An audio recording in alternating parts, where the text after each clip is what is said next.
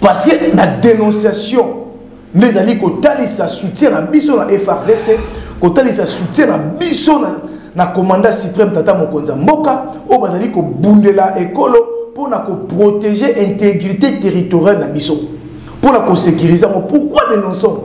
Parce que infiltration est ma casse à travers l'accord on a dit on est journaliste et si quelqu'un armé na biso zali infiltré, police infiltrée, administration infiltrée, institution infiltrée, service infiltré. Alors nous devons avoir le courage à dénoncer pour que en fait FRDC est maintenant en puissance parce que tout ça l'armée a faiblesse. Faiblesse c'est l'armée, ils allaient basés dans l'infiltration. On Ndeko Kabila a favorisé. Voilà pourquoi je dis que vous ne devez même pas parler de lui. C'est un mal de cette république. Aujourd'hui, nous sommes en train de chercher comment donner solution à peuple congolais. Merci beaucoup l'engagement de la population congolaise. Il y a le bien insécurité, Kabila, on est Kabila, à côté de ma Kabila, mais le open insécurité n'est pas qu'on a bien d'autres. Bonjour, Kokate, Kako, le bébé. Bazoyen Bisayo, n'a pas dit Bisayo Awake, si ça retient, police Nebiso infiltré, armée Nebiso infiltré. Il n'y a pas qu'à négocier le mot. Oh, à côté, il y a moi, ça c'est le côté, pas celui ça. À mon niveau, on doit comprendre que tu il n'a pas la moitié. Matissa débat, tu comprends que tu Matissa va répondre. Il y a Matissa débat, oh, qui ça débat. Police Nebiso est infiltré, il y a moi, mon niveau insécurité. Et donc, parce que la police est infiltrée. Moté batata ba maman ba décossanga ko ba keboza. Ebele partout. Aux Ali Kolanda émission magazine Abino Lobana, cette émission qui est présentée par moi. Votre humble serviteur a une déco d'annou qui fout la quarantaine dans le baba comme ça. Vous allez commencer à les plus en plus dans l'émission Abino, vous allez commencer à les plus en plus dans déco d'annou qui fout la merci. Vous abonnez massivement à la chaîne sur YouTube déco d'annou TV pour que vous émission d'analyse à l'école d'annou qui fout la yemoko en personne pour vous appeler ma émission nous sommes vous allez connaître la médecine à bandiko ba soutenir la bosanité na musika mon vieux Honoré Lolendo na Suède médecine équipe technique ya émission là je vends des codes David Kanga Bazawana réalisateur patron de cette émission merci a dit à madame Deborah qui est la femme de notre DG médecine à monsieur Semben qui est notre DG médecine aussi na de Gaulle Mvungu azalaka wana parfois merci na bidonyo so boko linkande ko dan na ope boko sepela na ngate zakana nga bongo même Jésus pour tout mwana nzambe bato ba sepela kana ite bongo ngati bo sepela na ngate ko sala nini atatse bo sepela nga yokanti so sepela nga ndina kufa te ngala mikolo na ko ninga ka nzamba sepela na ngapona kufa na kende na lola sina kufina kende na lola ta yozo ninga ngaite za ngo problème te. Les Senga Koyamba Mukola Lelo mettre Pichuma les plus de 2 mois, 1 mois et demi, Toyamba était une émission à Bissome à Lelo. Azengi na plateau na Bissou ya Lobana, Otobetana et Masolo, au Italie politique ya Mboka na Bissou, mettre Pichuma de Mbote. Mbote na yo, moi na Mboka Ndekodano, qui faut les journalistes d'investigation. Mbote na Mboka Nyonso, pour la Bissou na émission na yo. Lobanayo et puis mbote na coordination soit dynamique déjà pour un Congo nouveau mais respect na commandant suprême le chef d'État son excellence Félix Antoine Tshisekedi le Congo nyana FRDC nyonso oyo lelo baza kotali sa bravoure à travers devant bainina biso dans la est voilà un peu de l'ensemble la PCP mbote na bainyo so baza sima caméra na yo. Merci Maître Pichuma en tant que maître nakokaki ko tikate parce qu'actualité politique ezebeli na mboka na biso mais na ngai to banda lelo na lingi to solana makambo itali bon batebeli ba koloba makambo itali ba proposition pour la guerre beaucoup de gens bazo le belango na lingi to le belango pensati na lingi to beta masolo pour la 2023 est-ce qu'il faut organiser l'élection en 2023 ou bien est-ce que guerre aux ana est-ce qu'on empêche l'élection en 2023 au bon. Là, c'est le premier élément. On a dit que le validation, il y a des députés, 5 députés ont invalidé. Le dernier jour, il y a session, c'était le 15 la nuit. Il y a invalidé les députés. Mariage, je ne sais pas quoi. Mobasakani, Mozitu, Fumupa, comme Tapinyango, parce que Tapinyango, il y a une motion. contre le président de l'Assemblée, Luc, si je ne me trompe pas, Luc, député Moraes. Alors, pourquoi seulement les députés opposition, entre guillemets, beaucoup plus peuple que député? Alors que les députés, ils ne savent pas qu'il y a une décision à la bonne botte. Bon, yambo ete ko bandana no esengi na pesa na no mbela parce que dans le moment où tous les pays na biso ezali agressés par les mouvements terroristes M23 au lobby de Kabila a bengaki un groupe d'armée où a pesa ki bango agrément politique où a facilité ki bango bakota na kati na armée na biso na police na biso na ba institution mboka. Les loyaux bango ba komi ko déranger biso mais or pouvoir en déco Félix c'est que des talissi dans le monde entier que M23 est un mouvement terroriste soutenu par le Rwanda. Donc ce sont les Rwandais qui sont tentés aujourd'hui de menacer la... Mais Kabila, le Bakiango depuis Kalana, c'est Kabila avait dit ça, mais non, au moni il y a journaliste d'investigation, au moni il y a Kambo Mboka, au moni Makambo il y a une légèreté, c'est très important. Mais oui, la zone va pas attaquer journaliste, historien et Mboka. Il y a ce temps où il y a Kabila à travers le dossier, il y a guerre, il y a Est. On a évité, yo ça journaliste, yo il faut y avoir déjà en amour. Pourquoi? Parce que Kabila était chef d'état-major terrestre dans Mboka, on a entré à Afdel. Oui. Il avait comme chef d'état-major général James Kabare qui était qui rwandais. Quand un chef d'état-major général, il y a Mboka na biso, azalaki rwandais au Kabila azalaki chef d'état-major terrestre. Ba soldat ni o bango ba kotisa ki na kati force na armée nationale. Ce sont des Rwandais. Na niveau la police, ba kotisi ba Rwandais. Tant que chef d'état-major terrestre, dans le gouvernement à l'époque, ministre des Affaires étrangères, Azaki Nani Rwandais, Bizimakara, travailler ensemble. Travailler ensemble, l'intentionné. Il y a quoi infiltrer armée, il y a quoi inféoder armée, il y a quoi inféoder administration, il y a quoi inféoder diplomatie. Or, on est allé ministère des souverainetés, on va faire ça qui est là. Rwandais. Bango c'est peut-être qui n'ont pas tant au Kabila comme chef de l'État. Kabila, en 2012, accord en 2012. Kabila a fait signer les accords na Rwanda en 2012 à travers le ministre des Affaires et la coopération régionale des Affaires étrangères. Mais c'est Raymond Tibanda. Oh yo, tant qu'il y a ça, le discours pour nous réclamer que invalider les députés. Est-ce que Raymond Tibanda peut parler dans ces pays? Mais Raymond Tibanda fait trahison. Il doit même être poursuivi parce que par accord, c'est lui qui est allé signer cela. Où il y a PC pouvoir dans l'armée rwandaise, base au contrôle. Il y a 9 frontières de la République démocratique du Congo. Kabila. Na Raymond Tibanda. Raymond Tibanda est signataire de PC pouvoir dans Rwanda. Service de renseignement na bango et contrôler la biso et sécuriser la biso. Si Rwanda pouvoir devant Obasanjo et là où est représentant qui comité international. Qu'est-ce qui était dit?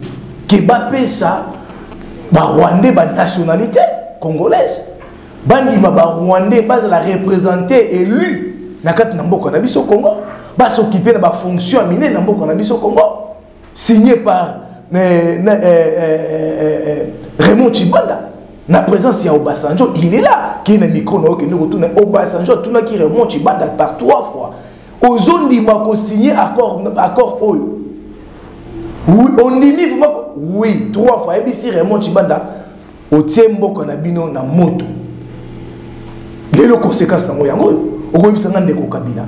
Le peuple congolais, il est très éveillé et très énervé. Pourquoi aujourd'hui, tant total, il sera la population que Kabila, c'est un malheur de la République. Vous comprenez, Kabila, c'est lui qui est le malheur de cette République démocratique du Congo. Aujourd'hui, les conséquences aux Anango. C'est à cause de l'accord. Il a donné ses pouvoirs. Mexico, les loyaux. Tous en opération, dénonçons les Rwandais. Parce que la dénonciation, les alliés qui soutient la biso la FRDC, qui soutient la biso na commandant suprême tata mokonza mboka o bazali ko bundela ekolo pour na ko protéger l'intégrité territoriale na biso pour na ko sécuriser. Pourquoi dénonçons? Parce que infiltration est ma casse à travers l'accord au noti kota liste on est journaliste et si quelqu'un ni armée na biso zali infiltré, police infiltrée, administration infiltrée, institution infiltrée, service infiltré.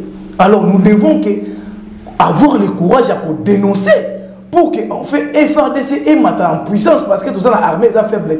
Faiblesse l'armée ils allaient basé dans l'infiltration où Ndeko Kabila a favorisé.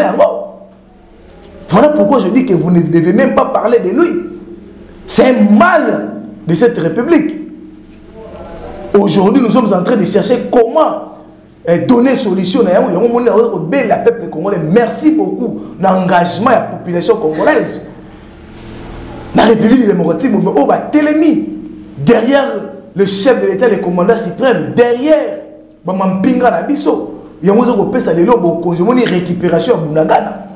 C'est à travers ma dénonciation. Et puis, qu'on dénonce, quand on dénonce des Congolais, oh, il y a il y a des informations. Il y a des Rwandais, il y a des ennemis. Nous devons tout dénoncer ça. Et voilà pourquoi je vais directement au sein de la présidence de l'Assemblée nationale. Que nous avons beaucoup de respect, cher président. Vous avez dénoncé cela. Et puis, on a dit que les députés à Nord-Sud qui vous bat, c'est désolidariser. Nous avons un groupe de rebelles. Mais nous avons vécu ici des députés nationaux. Tout il y a un hémicycle. Oh, je salue les bravoures, le patriotisme, il y a honorable Nsingi.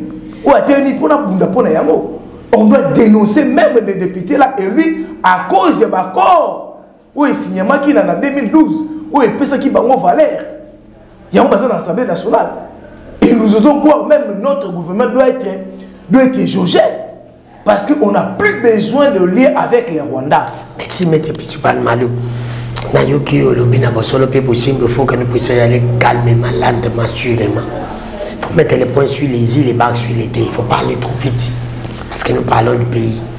M. Pichipan Malou, Kabila était mal pour nous. Le Congo, nous acceptons. Bravo. Mais maintenant, le mal est parti. Tout comme ici, dans le régime, vous allez communiquer avec nos sacrés.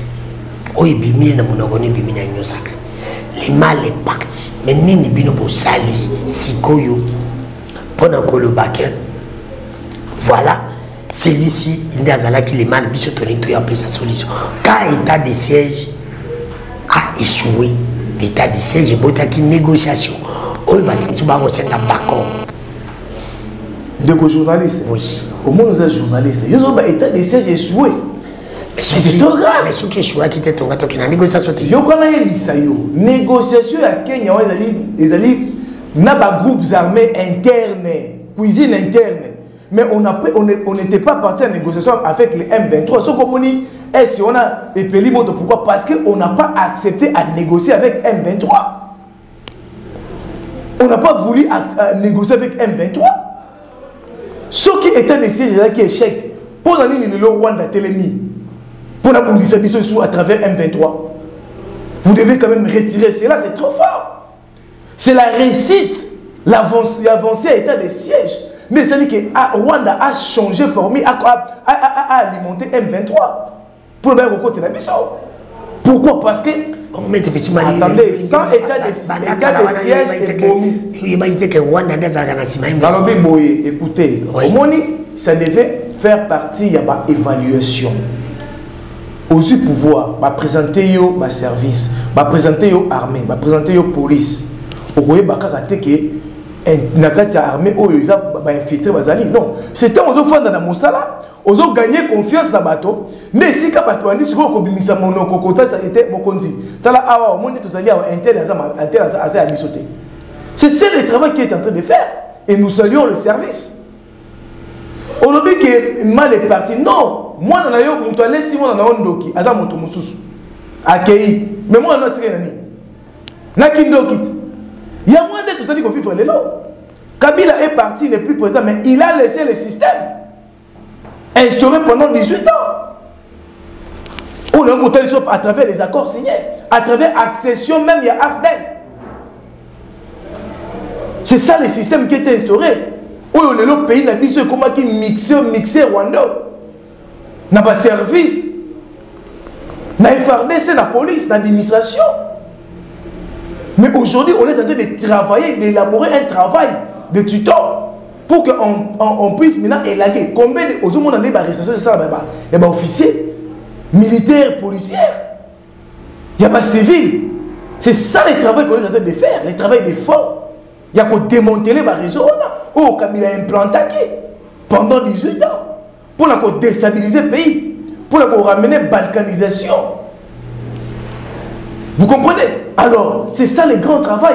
Le grand travail qu'on a fait, on n'a pas négocié avec les M23. Aujourd'hui, nous avons créé tout au M23 étant que mouvement terroriste, mais Kabila a géré que M23 comme mouvement, groupe rebelle, la mission interne. Mais mission de spécialiste de présenter statut dans un pays soutenu par le comité international. C'est ça le travail aujourd'hui réussi à Bunagana. Parce que Bunagana a des espaces de sortie des minéraux. Le Rwanda n'est plus le pays producteur en or et coltan. Parmi les avancés au Tuninga. À cause de l'état de siège, à cause de régime à Félix Tshisekedi. Mais il ne faut pas quand même nous. Monsieur le journaliste, oui, c'est ça les intérêts de Rwanda. N'a pas multinational derrière et quand on est à travers l'état de siège. Les retraits, la récupération à 14 carrés miniers, oh ici quand on a des coteaux comme un minier, c'est ça l'apport. Il y a pouvoir à Félix Tshisekedi. L'espace sur la production, il y a Gécamine, auto-récupéré, oh ici quand Rwanda va s'alimenter, n'a pas multinational, n'a pas simanaï. C'est ça le travail que le pouvoir à Félix Tshisekedi n'a pas dit. Oh, yo lobi que malheur est parti. Système n'a pas démantelé, on est en train de récupérer nos droits à travers les pouvoirs de Félix Tshisekedi. Voilà pourquoi le Rwanda s'est alimenté. Parce qu'à mon avis, l'intérêt des assoutes, il croyait faire les théâtres qu'il faisait avec Kabila. Or, à ce moment là à côté de ce qu'on a un national, un patriote, qui est le chef de l'État, il ne peut même pas cautionner l'intérêt de la République. Kabila n'était et le peuple congolais, non. Il n'était pas patriote. Je vous dis, il n'était pas patriote, parce que s'il était patriote, il ne devait pas vendre nos 14 carrés miniers. Il ne devait pas vendre nos 14 carrés miniers. Il ne devait pas vendre l'espace à production chez Camille. Autre perdant qui plus de 14 milliards. Il ne devait pas négocier avec M23. Il ne devait pas signer les accords où il peut sa Rwanda, armée rwandaise et sécuriser Bissau. 9 frontières de Bissau qui sécurisées pendant 18 ans dans l'armée rwandaise. Mais lui qui n'était pas. Le service de renseignement, mais lui qui n'était pas congolais, il n'a jamais. Il n'était pas patriote. Il n'était pas patriote comme selon Maître Pichumalo. Bien sûr. Il n'a jamais. À ce cas-là, jamais que ça, la usine, il y a raffinerie en Rwanda. Oh, Tikana Yebisayo. Il y avait un contrat parce que quand on continue à pouvoir, on devait aménager nos relations bilatérales. On devait aménager, s'il vous plaît. C'était aussi l'autre. Non. Écoutez, on devait aménager les relations bilatérales. Il y a un pays frontalier dans Bissau. Alors, dans les relations, tout ça, on a Rwanda. On comprend. Ceux qui Rwanda a loué que, à la usine raffinerie, il y a or, dans le Rwanda. Ok. Et vous allez gagner donc produit la Bissau et que vous avez raffiné dans l'Europe, mais vous avez raffiné pour nous et pas naïe. Et ça qui va mettre.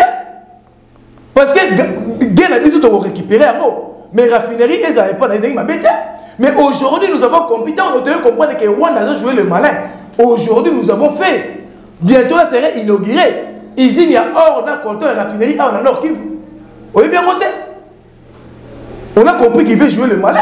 Mais nous sommes sali, il obéla yango, ça dit qu'on a journaliste, il obéla yango. Le Congo et soit usine ya raffinerie à or na coton depuis 61 ans. La République n'a jamais eu ça, mais à travers le pouvoir de Félix Tshisekedi, tout le monde usine à raffinerie, il y a or na coton. T'as la avancée significative. Kabila qui n'était pas congolais, qui n'était pas patriote selon toi, n'a jamais gaspillé mbongo ya mboka na voyager pamba pour ne rien produire. Oh là là, au moment où Bino Boza global, tous les pays isolés sur le plan diplomatie, ils allez journalistes. Pays à vivre sans accord diplomatique, sans la diplomatie. Ça nous a rapporté quoi? Mais ça nous a rapporté ce que ça nous a rapporté aujourd'hui. Mais s'il vous plaît, s'il vous plaît. Nous vous laissons le temps. S'il vous plaît. Qu'est-ce que vous avez rapporté? C'est là. Ça, ni social, il y a peuple na oh là là. Peuple à mon que diplomatie. Mais je ne sais pas comprendre. Social à peuple, ils allaient présenter la gratuité enseignement. Au peuple congolais a souhaité. Le lot a su en vous. Social à peuple congolais et le lot a se présenter dans l'amélioration de la situation salariale. Il y a fonctionnaires. Il y a l'État. 30% bientôt c'est 45%. Oh non, bah la côté. Social à peuple congolais, ils ont matérialisé l'augmentation. Ils allaient fonctionner na militaire, policier. Oh là là, augmentation de salaire là-bas. Social à peuple congolais, ils allaient se présenter l'amélioration de salaire. Il y a enseignants. Oh hier, on a 50 000 francs avec les arriérés. Mais aujourd'hui, c'est bon salaire, sans arriérés aucun. Les lots, il y a un ministre de la fonction publique. Aujourd'hui, à travers Moussa Zali Kosala, il y a démantèlement. Le lot a mis 600 000 fictifs dans le cadre de la fonction publique. Comprenez un peu, Mongo Boni Bane 600 000 wana. Ceux qui ont aussi il y a fonctionnaire effectif. Comprenez comment est-ce qu'on est en train maintenant de relancer l'État, de refonder l'État parce que l'État était en berne sur le plan de l'administration, politique, militaire, diplomatie. Mais aujourd'hui, c'est une relance. Les loyoyo, dans les quotas, il y a raffinerie, il y a or na quota, bientôt ils vont inaugurer. C'est ça le social de la population congolaise. Parce que l'intérêt dans biso, les autres comme un pays tête haute. Matière dans biso comme matière, ceux qui ont pour nous, c'est à cause de nos minéraux. Mais le comme matière, tu barricadé à travers l'état de siège, minéraux sont me soutenir. Et puis tu ceux qui ont créé c'est quoi usine dans biso, il y a raffinerie, il y a or na quota, oh ici là et comme me soutenir, aux autres et nous tout aux raffiné out. Combien de peuples congolais va bénéficier? Social le peuple congolais, c'est la reprise. Il y a espace, il y a production, il y a Camille. Hier, nous avons perdu 14 milliards. Mais aujourd'hui, production totale, la production de Bissau.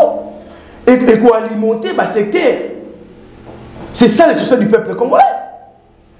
Vous comprenez? Alors, nous devons saluer de ces côtés-là. Mais diplomatie de Bissau, aujourd'hui, arriver à Roi, et même réparation culturelle. Oh, le Parlement belge, ils ont siégé pour le lingue qui va réparer. N'a pas préjudice causé le peuple congolais. Recherché pendant 70 ans. S'il vous plaît, mettez Pichumali. Allons-y calmement, lentement sur eux. C'est pour te dire que Koya ya Rwanda ye awa. Nde era zongi, de parlement belge, bazali ko siéger pour réparer, préjudice ba causer na mboka na biso. Voyage nyoso mukonza mboka sala. O monga mboka kenda na ngupambo ya kenda Belgique. Amekana ye ko sala diplomatie pour ne loko là c'est le kanga question na tout. Parce que biko ya Rwanda zongi nde batli parlement. Tibokonza moka avant waya bande ko kende Belgique.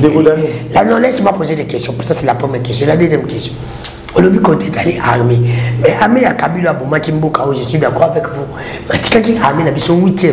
Bino Bozimboka ou yeba ki da ke to zaka na armée ya malamuté.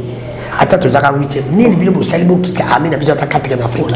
Mais ndeko dano na éviter aux journalistes. Naza mo pati sango. Oza mo pati sango. Tuna ngate na tuna ba question pour na sepelisa yo. Otuninga te bana mboka bango tuna mba. Ya wana zo ko yepa. Tikanga yipe sikola biyano na ngai. Tikanga isiko. Ya wana zo ko yepa. Oza journaliste mais ni tuna na yo. Eza ko corroborer te. Tena tikelo na biya. Parce que sur le plan de la diplomatie, retomber na yango de présence ya roi. Mon maréchal de reste mémoire, il a recherché cette réparation, n'a pas trouvé ça. N'a pas assuré un moteur. Kabila Ye a louqué réparation au assuré un moteur. Il a fait des voyages. Il est allé, il va recevoir qui est par le roi. Le roi est qui a roi. Mais il y a une réparation au assuré un moteur. Vous devez reconnaître cela. Étant que journaliste, c'est très capital. Aujourd'hui, le Congo doit être réparé par la Belgique. Tout le monde dit le retour, il y a pouvoir sous Kunabisu. Parce que comme on a casse, ils ont pouvoir et zongi. Ou ils avaient qu'emprisonnement. Emprisonné pendant 70 ans. Le Loyo, Lumumba Zozonga. Oh, et Lukami pendant 70 ans, ils ont habité. C'est à travers le pouvoir du chef de l'État. On doit saluer cela, messieurs les journalistes. Il ne faut plus parler ces genres de langage. Tout Tout ça, ils ont retombé à la diplomatie, agissant de chef de l'État. Au lobby armé. Mais on a présenté l'armée. Il faut maintenant travailler, prendre l'État pour comprendre que l'armée est quoi? Armée troisième avec l'infiltration à l'intérieur. Ils permettre de théâtre dans l'Est, enfin que Kagame a un pays producteur, on a content. Le peuple congolais va faire dans l'Est. Armée dans la position où on a dit ça, ok. Aujourd'hui, on a compris qu'ils ont aventure. Il y avait des infiltrations dans la carte. Mais les lots, on commence à démanteler cette infiltration. Les lots, minéraux de l'histoire de Bimaté. La vraie FRDC va combattre en solo. Ma pinga na biso. FRDC a faiblesse. Faiblesse à FRDC, ils allaient à travers l'infiltration. Son infiltration qui fait état à faiblesse. Mais FRDC a faiblesse. Mais si l'autre m'a dit qu'on a une question, on commence à démanteler la réseau d'infiltration. Voilà monter en puissance, la reprise à Bounagan.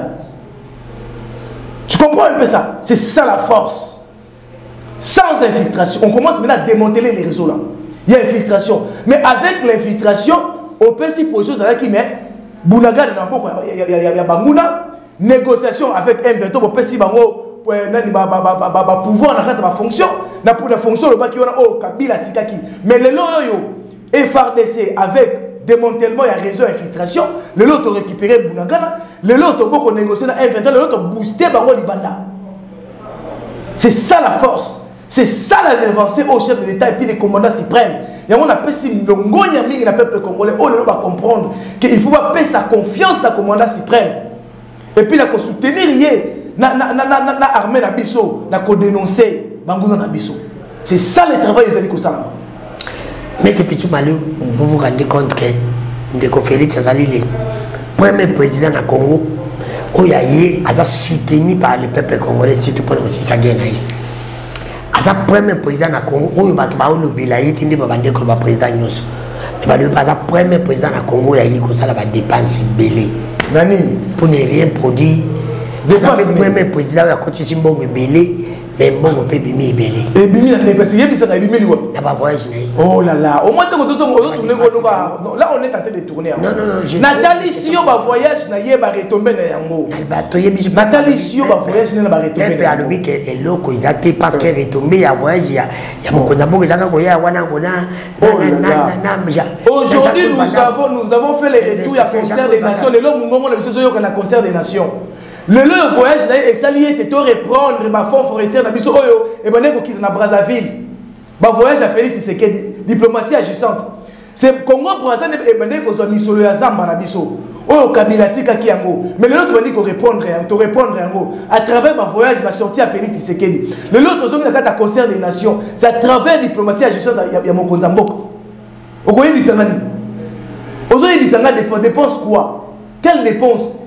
Les loyoyo Misolo ils ont affecté na FRDC depuis pays Congo zala Congo. Nanu baso affectation misolo bongote. Nanu baso affectation misolo bongote. O mokonza boka pesi na mapinga. Et puis tout ça ko senga na susu amba ki la bango susu koleka. Parce que on a ko sala musala malamu. Et on tout ça ko senga pe na mapinga na biso boleka na dénonciation. Ya ba nyonso bazali ko yebake, bazali ko infiltrer bino pour la ko affaiblir musala malamu bazali ko sala. Na kat na police, na kat na FRDC, na kat na population, bon les canabas dénonciation, c'est ça accompagner les commandants suprêmes, c'est ça sauver l'intégrité territoriale de la mission à Congo. C'est ça ce que nous devons faire. Mais depuis tout malou, 3 questions nous avons posé ça maintenant pour ça prendre depuis avant kita.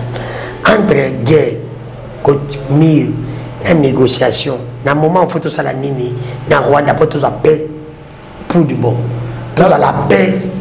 Na lobby na yo ni so to négocier jamais. Il y a un total sûr que to beaucoup négocier na M23. To négocier jamais na Rwanda. Biso to rompre des relations. Mais to signer guerre.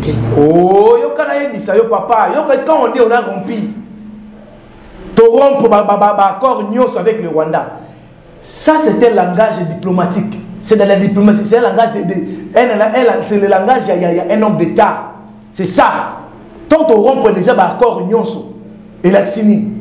Bientôt déjà, tout ça va évoluer. Biso to a son intérêt à cause de la relation à Rwanda.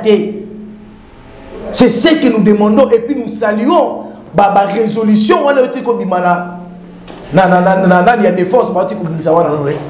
Nous saluons Makassi. C'est ce que nous voulons. On n'a plus le droit de coopérer, de collaborer avec le Rwanda. Le Rwanda, c'est l'ennemi du Congo, l'ennemi du peuple congolais. C'est connu et reconnu sur le plan mondial aujourd'hui. C'est un travail que nous saluons et ce que nous demandons. On ne peut plus s'engager à collaborer dans le Rwanda. Et c'est ça aussi la décision et aussi la résolution de sur le plan, il y a négociation, on ne peut pas négocier parce que si tu rompes.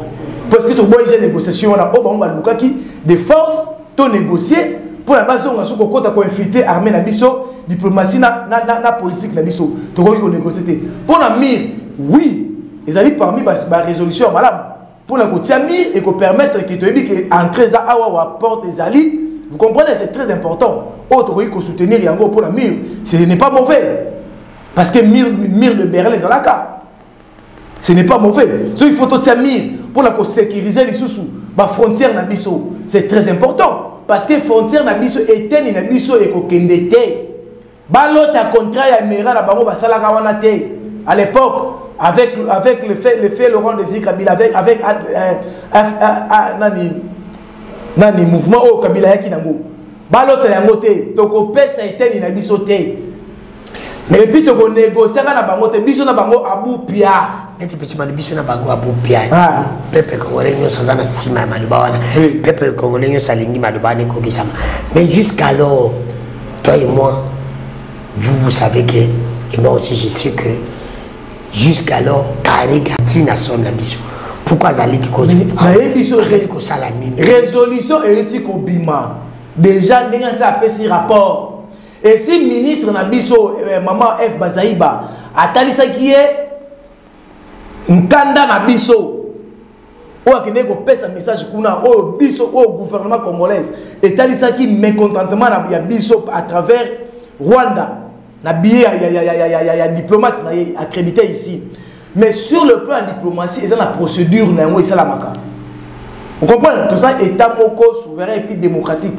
Tu vois que les gens qui ont nyamu nyamute. Yeba ete nyonso wana ekutona ebiso beke on a rempli donc tozo rompre nyonso toko rompre nyonso mais donc on a brutalité na désordre mais sous le respect il y a un principe diplomatique.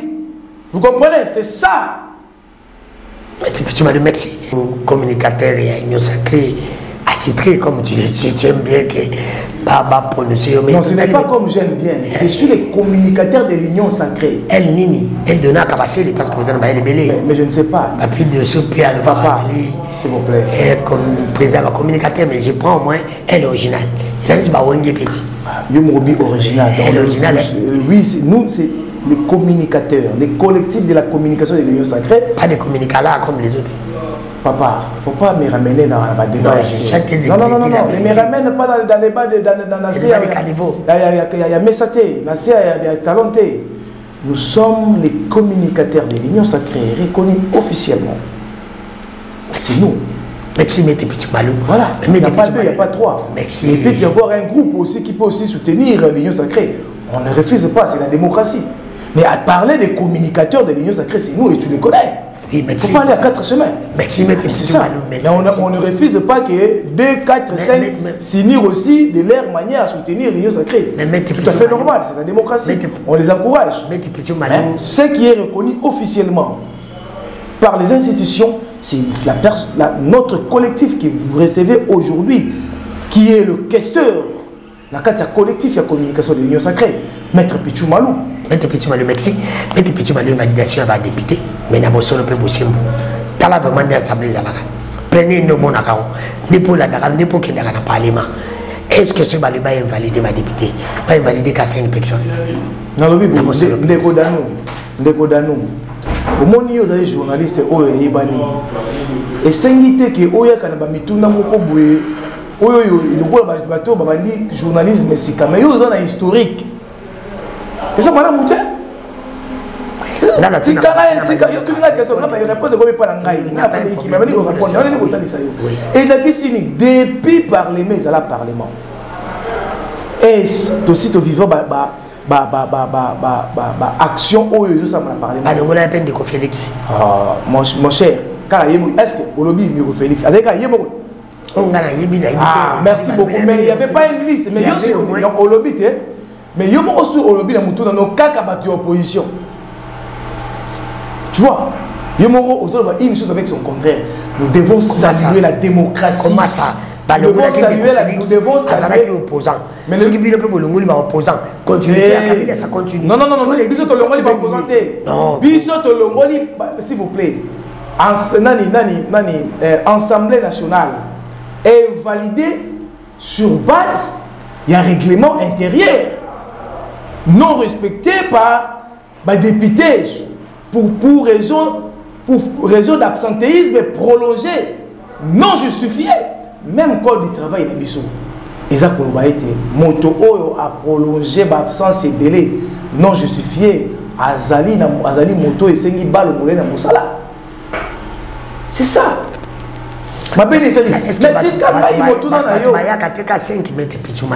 Papa, nous devons d'abord saluer l'action au bureau et l'Assemblée nationale que nous saluons, conduit par le président Mbosso Nkodia. Voilà. Oh, le loyo a posé mon premier vice-président, le professeur Mbata, le constitutionnaliste incontestable.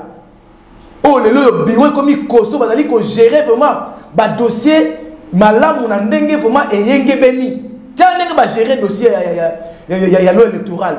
N'andenge et yenge beni sans complaisance. Quand on a géré le dossier, il y a juge. Na lolenge et yengebe na respect ya bibeko ya mboka. Nous devons quand même être reconnaissants dans le bureau. Le loyo ba invalider ba député oui, pour raison d'absentéisme prolongé sans justification. Mais ce qui m'a qu'on a ba moni que yé azana ba preuve na yé. O etalisité et senga makite que azana invalidé. Mais recours ezali, droit de recours ezali. Recours, c'est ça l'état des droits que prend le chef de l'État. C'est ça l'état des droits que bénéficient aujourd'hui les Congos et les peuples congolais à travers la gestion du Félix Tshisekedi. Oh, l'état des droits, la matérialisation de l'état des droits que nous devons tous encourager. C'est là. Parce qu'il faut que les députés à Zouaka Mbongo, Mbongo n'est pas foutu à Outarak. Et Outarak n'a pas le peuple congolais.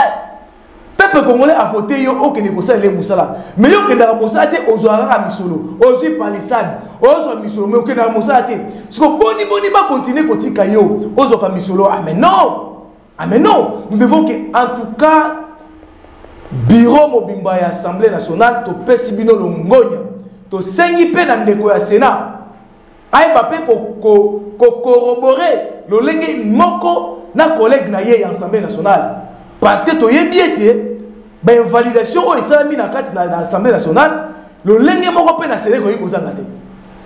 Parce que il faut que to longwe sikoyo na pays où il y a hommes forts, les intouchables, auto mesana ki nango à travers pouvoir Kabila. Le sikoyo to comme une institution forte.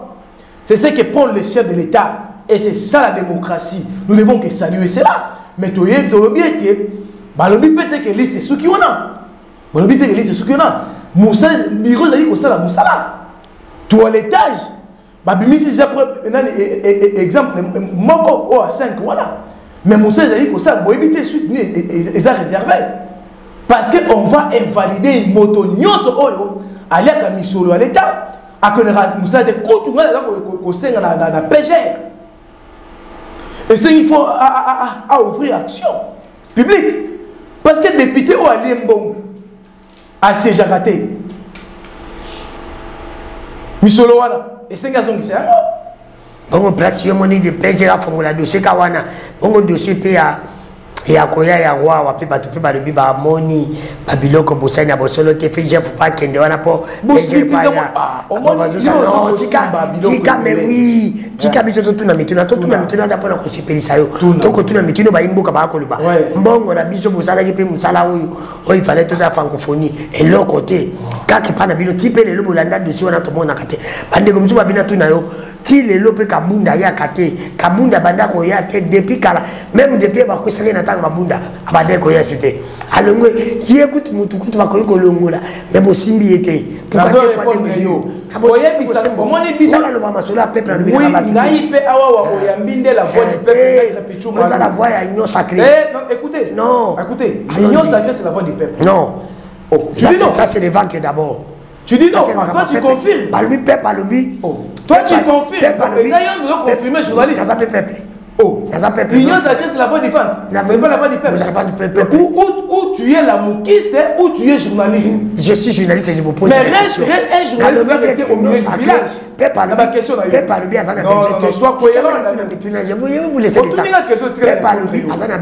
aza na besoin ya vie sociale na ye guerre esi la vie sociale na ye bon aza na besoin bolongola bato te wana pour le moment alobeli wapi peuple ni alobeli wapi tika pe lokuta te boni lokuta makasi mais peuple ni alobeli wapi yo di boni ba fêter na lukunga ndenge ba invalider mo oh ngai kolo siège siège yango yeyo kolo nango yeyo 7500 fois c'est peli po boyela ki na siège non boyela ki te ngana longaki ye azwaki amo te yo salinde motema likondu ndeko journaliste allons-y esika moko te ba votaki moko oyela ninga esika moko te kena maloka esika pisanga 3500 voix mes respects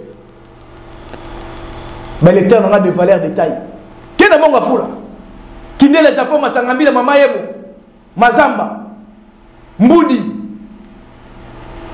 Qui est le Lutendel? Au moins, on ne qui est la commune à Kinshasa, Batubazo, c'est qui est la Barumbu. Babé qui met Pichou Molou Kolilate. On a fait l'insécurité, ça va continuer la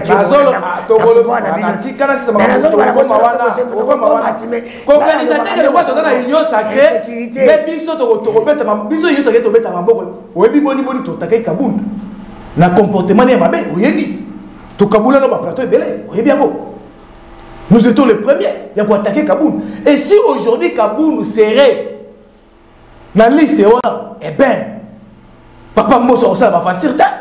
Il n'est pas là pour la avancer, pour la se Moutouta. Et surtout que nous pensons pour moi, constitutionnaliste de taille, nous pensons le professeur Mbata. Bureau on a bloqué, ça blindé, ça va avancer. La commission, ça va ça Moussala. Ce qui va se retrouver dans la liste, dans la Bible, que liste des Amoulaï, Babi Misika dans l'échantillon à 5. Tant qu'on va rejoindre la liste des Omokoba. Est-ce que vous évitez que, ouais, vous voyez, comme on est aux Arakat, s'il serait parmi les députés, on va l'invalider. Bien sûr, il doit être invalidé. Tous les pays ont hommes forts. Si on était dans les pays des hommes forts, mais Kabound, Aza, premier vice-président. Parce que tout le monde a théâtre, on a d'acteur FCC. Il y a beaucoup de gens par rapport au tout le monde qui est au moment FCC. Vous comprenez? C'est ça. Vous devez reconnaître le travail, il y a union sacrée. Oh, le loyo, tous allez qu'on y a pas homme fort, tous allez qu'on tombe dans les institutions. Mais pourquoi pourquoi? Kaka dernier jour, ma gueule, c'est beaucoup. Ezali, mieux vaut tard que jamais. Ezali priorité. Alors, Ezali priorité parce qu'elle a prévu. Non. Si quoi, il n'y a pas de encore, parce que la bisate. Donc voilà, peuple, comme vous la journaliste, alors pour favoriser, les députés, oh, bah ça la musate, pas sur un bon, on a bien eu pas si. Oh, bah foutre à la taxe, journaliste, oh, Adali pour favoriser un robot à la yo ndeko danou. Journaliste a développé Bossimbo. Yo Adali pour olé yo sepela. Kokoi ko sepela na lo baké. Ba fouiller. Ceux qui guerre ici, ceux qui souffrent c'est la mission. Mais guerre ya moi aussi là. Guerre aussi là. On sala biso biloko ba chinois. Guerre aussi ba biloko et où me la raté. Kabila oh ndesa ki biloko ba chinois. Le lo banzela tozo bandela po ani Kabila so banzela ba chinois. Nani mo bandeli. Ozo bamba. Oh ah toto bamba. Ozo bamba mo bandeli. Non. Quelle la diquit? Quelle université? Quelle la terre jaune? Quelle est votre Moussala? Quelle est la victoire? Benzela a 5 chantiers. Oh, Kabila, c'est là qui est chinois, mais l'autre doit commander en béton. Tu dois reconnaître ça. On a dit qu'on favorise les députés, qui ont relié à Mbongo, parce que la Moussa était yo. On encourager l'action. Mais là, il y a l'Assemblée nationale, parce que Missolo, les amis Missolo, qui ont contrôlé la Moussa. Mais ils ont dit qu'on a un ennemi. Même à Tabac, on va invalider. Ceux qui vont dossier dans Bango. C'est ça l'état des droits. Mais pour l'instant, bureau, commission qui na matière et suggérer que 5 on déjà invalidé. Et puis les sous peuple congolais, ce n'est pas la voix de Raymond Tshibanda. Ce n'est pas Raymond Tshibanda. Raymond Tshibanda a signé accord. Na Rwanda pour la Rwanda azala nationalité rwandaise, congolaise, ou Rwandais va voter aujourd'hui en institution ils inférieurs à travers Raymond Tshibanda. Mais Raymond Tshibanda doit être poursuivi pour la haute trahison. Raymond Tshibanda a signé l'accord en 2012. Na Rwanda. Oh, les autres doivent vivre en sécurité dans le monde. Ce n'est pas Raymond Tshibanda qui doit parler. Mais aïe, va être justice et pour ça la moussala. À travers l'accord, on va signer à ma baie. Oh, le peuple comment ça dit qu'on koufa. À travers Bango Moussa Basalaki. Mais tu peux mal, tu comptes à la bosse le peu simbo. Au lobby, ma sécurité a commis la mort. Oui, mais on compte à 5 minutes. Mais tu peux mal, tu vas bosser le peu simbo. Et yo le bila rappel pour le bio le bila pepe yo zaki ni na munga fula yo mutu mumva ndara pasana siège na ina bosolo pe bosimbo okozonga na 2023 soki nza balingi okozonga na 2023 pour peuple azan déterminé parce que beaucoup azan déterminé merci mais te petit mal mais na bosolo pe bosimbo yo ki parmi les députés nationaux aujourd'hui de l'Union sacrée alobi que guerre ezali na est moyen tokoki koorganiser baélection te poto si sa guerre nakoki kotanga ye ngoi kasai oyo azalaki gouverneur mpe na kasai yo okoki koloba nini. Merci beaucoup ndeko journaliste toza na démocratie ça c'est une chose que tu dois retenir et le peuple doit retenir moto nyonso aza na droit ya kopesa makanisi na ye te nde elobi iyo toza na église te oyo bapasteur babi alléluia bidi tozosi amen eza droit na ye ya kopesa makanisi ne akanisi bongo eza droit na ye mais yango te ndimisami iyo na banzi tomonaka élection oyo etuki oleka mais parti mosusu ya es ezalaki evotaka te élection esalamaka tata mokonzi ya mboka aza déterminé ya korespecter constitution et puis cycle électoral élection en 2023 élection en 2023 mosala ezali kosalama balingaki bamema biso na idée ya baconsensus pour natokende na fin de dialogue na baintérêt bapoliticien c'est ce que le chef de l'État n'a pas cédé. Ngoïka Sanji est flatteur. Non, ce n'est pas que Ngoïka Sanji est flatteur et je ne défends pas aussi Ngoïka Sanji mais je dis que Ngoïka Sanji a un droit à émettre opinion na ye état que congolais état que député national et puis et surtout dans le pays où état des droits ils ont la démocratie mais opinion na ye te yango nde ezali alléluia amen je parle très bien je précise mais la détermination du chef de l'État c'est organiser avoir les élections en 2023 si Mokozambo Kalubi non Ngoïka Sanji a raison à organiser les élections en 2023 tu prends la guerre tu vas dire tout dans le biboy to combien s'il vous plaît comme mangana ba intention té non na zone bakaba tu peux pas jusqu'à preuve du jusqu'à preuve du contraire ndeko journaliste tozui seni mongo costaud oyo président ya seni ndeko Denis Kadima que nous avons beaucoup de respect et de l'estime sur le plan technique incontesté incontournable yongo moni les lois catholiques à s'incliner parce qu'ils ont compris que non c'est bureau il y a madame catholique catholique à s'incliner non ils ont babé va se remettre dans bureau va reconnaître bureau va se remettre Cholet a dit va se remettre va reconnaître bureau et ça nous sommes élection 2023 c'est ça Cholet a dit tout nous saluons c'est là et nous remercions encore l'église Kimbangiste église de valeur oh le PCBisson moto à valeur na seni oh église Kimbangiste et bois qui corruption ya Ndeko Kabila pour la PCBisson chauve-souris à l'époque oh église Kimbangiste et qui était mais l'église Kimbangiste est présentée moto na ye ya valeur et puis azali valablement élu na bureau na ye composé normal PPRD na batuna 4 SID na batuna 4 majorité na batuna 4 société civile na batuna 4 composition bureau correct et puis alimentation na yango tout est déjà budgétisé. Cap 2023 élection c'est ça l'objectif du chef de l'État respecter le cycle électoral respecter notre constitution C'est ça, point barre. Jusque là, Tozawana. Et là, comme nous sommes athées. Jusqu'à prendre des contrats, nous sommes là, élection en 2023. Et nous devons que soutenir ça. Pourquoi? Parce que l'élection passée, c'est dit que à travers l'accord en 2012, les Rwandais sont votés, ont été votés, élus. Tout le monde qui dit tout le monde à l'Assemblée nationale. Tout le monde qui dit tout le monde à l'Assemblée nationale. Tout le monde qui dit tout le monde à l'Assemblée nationale. Dès où tout le monde babundi dans l'Assemblée nationale. Oh, honorable Ntingi, à Télémi étant que patriote, il y a un homme qui dit ça, c'est l'embao. C'est l'embao, Funa. C'est l'embao. Voilà les valables pour vous. Ce n'est pas son collègue Molière qui fait le théâtre dans l'Assemblée nationale. C'est le théâtre à Nini. Pas d'aller sous-estimer FRDC. Attends, qu'on sous-estimer le combat du gouvernement. Voilà. Non. Je vous dis que Azali, il souffre de la moralité. Qui souffre de la moralité? Honorable Molière. Azali qu'on souffrir de la moralité. Parce que l'engagement Azali qu'on tenir, il y a monté. Et il semblerait, on reconnaît, il semblerait en lui. Mais oui, bien sûr, parce qu'il veut intimider le président. Est-ce que le président va intimider le député? Ce qui aligné à la comédie, à la comédie. Na base l'électeur va voter qui est, basé na regret ma casse, parce qu'il a été élu. Bon, bah, député, va voter qui n'est pas ce pays-là. Mais oui, parce que. Qu'est-ce qu'il a déjà fait? Mais, Ndekolanga, moto quel Nakotomoka. Et si ka, Rwandais ni balé se dénoncer. Nakata assemblée sur tout, na out, baza ko bunda. Na bakare miye bakare ba milice nakati. Atele miye moko. Kasi ba député o basala ki musala pona kokwesa ministre économie. Mais musala bala ba kosala yango ko dénoncer. Eleze. Ba a dénoncer wapi?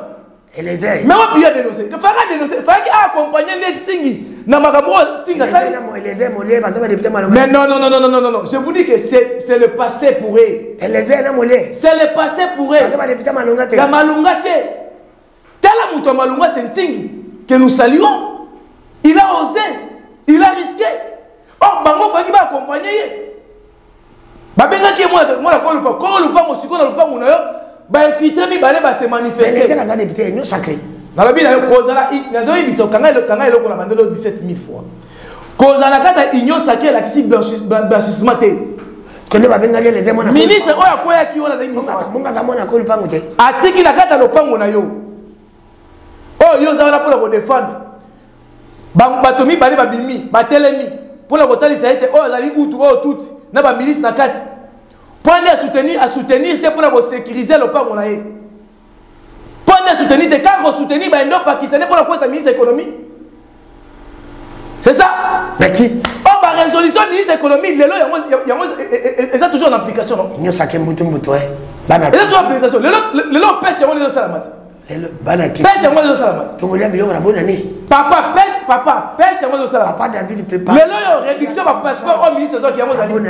Réduction, il y a beaucoup de billets d'avion. Il y a toujours dans l'application. Le lot, subvention. Il y a des opérateurs économiques pétroliers. Oh, ministre de l'économie, il y a toujours dans l'application. Il est temps que le peuple congolais pose à la déterminer. Liso, Nicolas, Liso. Opération dénonçons les Rwandais, puis dénonçons les Congolais qui soutiennent les Rwandais. Et puis tu m'as dit aussi ces missions. Qui le bien insécurité, il y a Kabila, on est Kabila, par contre il y a Kabila, mais il y a une insécurité n'importe quoi. Bonjour, Kokate, Kako, le bébé. Bazo Yen Bisayo, Naoti Koyen Bisayo, Awake, Chrétien, police Nabiso, infiltré. Armée Nabiso, infiltré. Il y a pas qu'à négocier le mot. Oh, à côté, il y a moi, ça l'est l'autre côté. Pas celui ça. À mon niveau, on doit comprendre que il n'a pas la Matissa débat. Comprendre que Matissa va il non, Matissa débat. Oh, qui ça débat. Police Nabiso est infiltré. Il y a moi, mon niveau insécurité. Et donc, parce que la police est infiltrée. Merci, M. Mali, pour avoir répondu à notre invitation. Merci. Merci, la Dégol, vous bien à la caméraman à solo. Merci, la Dégol David. En tout cas, na Télécom, merci. La billet à communicateur Maître Pichoumalou. Parce que Télécom, Zamba Télécom, et comme déjà vous allez effacer, mais érosion, vous avez hérité. mais les lots solution côté mais petit mari travaux à Makassi tu dépassé déjà vraiment chef de l'état merci beaucoup dépassé déjà une minute voilà merci na mais petit mari merci na de gon vous merci na Ndeko David kan merci na madame Deborah qui est la femme de notre DG merci na merci na bande réunion boni misabiso ce qui te va qui m'a boni misabiso le travail qui a été fait par l'homme a été toujours 8% merci na mon vieux le lend honoré na Suède tchaka TV mon nene pour la émission merci mon vieux Kalami qui était kutana wana ko sala bien makasi merci na bino nyonso soki nzambe abomi Congo te pour masumu oyo ezali ko salima na Congo tukutani na yo mtozola na biso malgré que mutalota ka ndoto yimoko mais pona ko interpréter ndoto na ifaluka batu msubalo bilai tukutani lobi bye à la prochaine.